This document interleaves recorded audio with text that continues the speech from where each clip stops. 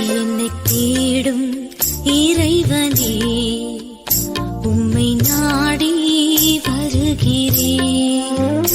என்னை தேடும் இறைவனே, உம்மை நாடி வருகிறேன்.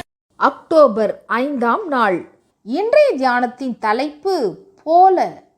வாசிக்க வேண்டிய திருமறை பகுதி மத்தேயு 6வது அதிகாரம் 5ஆம் வசனம் முதல் 15ஆம் வசனம் முடிய. போல, எங்கள் கடனாளிகளுக்கு நாங்கள் மன்னிக்கிறது போல எங்கள் கடன்களை எங்களுக்கு மன்னியும்.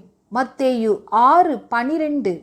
இந்த வேண்டுகோளை நாம் எங்களுக்கு விரோதமாய் குற்றம் செய்கிறவர்களுக்கு நாங்கள் மன்னிக்கிறது போல எங்கள் குற்றங்களை எங்களுக்கு மன்னியும் என்று சற்றே மாற்றி கூறுகிறோம்.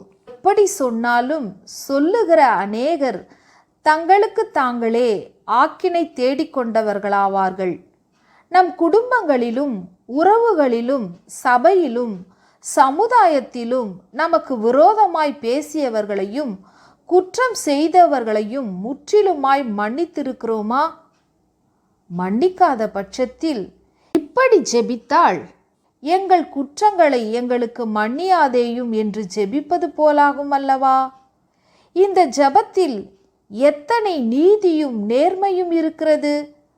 மன்னிக்கிறவனுக்குத்தான் மன்னிக்கப்படும் என்பது நியாயமானதுதான். ஆனால் நமக்கு விரோதமாய் குற்றம் செய்தவர்கள் மனஸ்தாபப்படவும் இல்லை, மன்னிப்பு கேட்கவும் இல்லையே என்று சிலர் கருதலாம். அவர்கள் மனஸ்தாபப்பட்டு மன்னிப்பு கேட்டாலும் கேட்காவிட்டாலும் நான் மன்னிக்க தயாரா என்பதுதான் கேள்வி.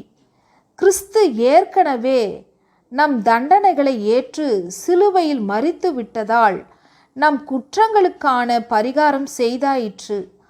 அதை விசுவாசித்து ஏற்றுக்கொள்ள வேண்டியதுதான் நம் பொறுப்பு.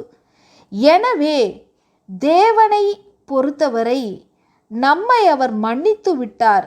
அதனை விசுவாசித்து ஏற்றுக்கொண்டால் போதும். ஆனால் அதே தேவன் நாம் நமக்கு விரோதமாய் குற்றம் செய்தவர்களுக்கு மன்னிக்காவிட்டால் நம்மை மன்னிக்க மாட்டார் என்பதுதானே இந்த ஜெபம் சொல்லும் உண்மை. மன்னிப்பதற்கு தேவையான பெருந்தன்மையும் தயவும் நம்மிடம் இருக்க வேண்டும். இது தேவனிடம் அதிகமாகவே இருக்கிறது.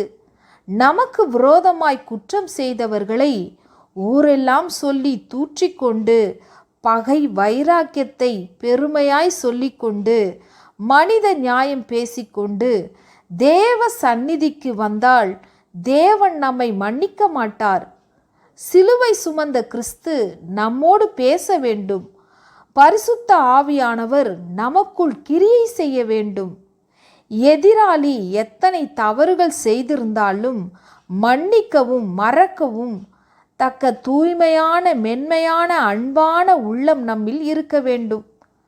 வேதம் சொல்லும் சமாதான முயற்சிகளை நாம் எடுத்திருக்க வேண்டும்.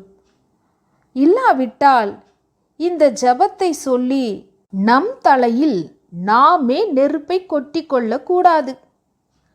மன்னிப்பு ஒரு கொடுக்கல் வாங்கலோ? மனிதரிடம் கொடுத்தால் தேவனிடத்தில் கிடைக்குமோ? மன்னிப்பு ஒரு கொடுக்கல் வாங்கலோ? மனிதரிடம் கொடுத்தால் தேவனிடத்தில் கிடைக்குமோ? பாவங்கள் யாவும் பொறுத்தெம்மையாலும் வாழ்கவும் திருநாமம், பிறர் பிழை நாங்கள் பொறுப்பது போல வாழ்கவும் திருநாமம்.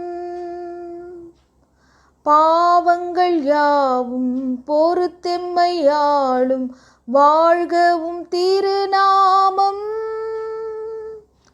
பிறர் பிழை நாங்கள் பொறுப்பது போல வாழ்கவும் திருநாமம். ஜெபம். இரக்கமுள்ள தகப்பனே, பிறர் தவறுகளை மன்னிக்கும் மாண்பை எனக்கு கற்பியும். ஆமேன்.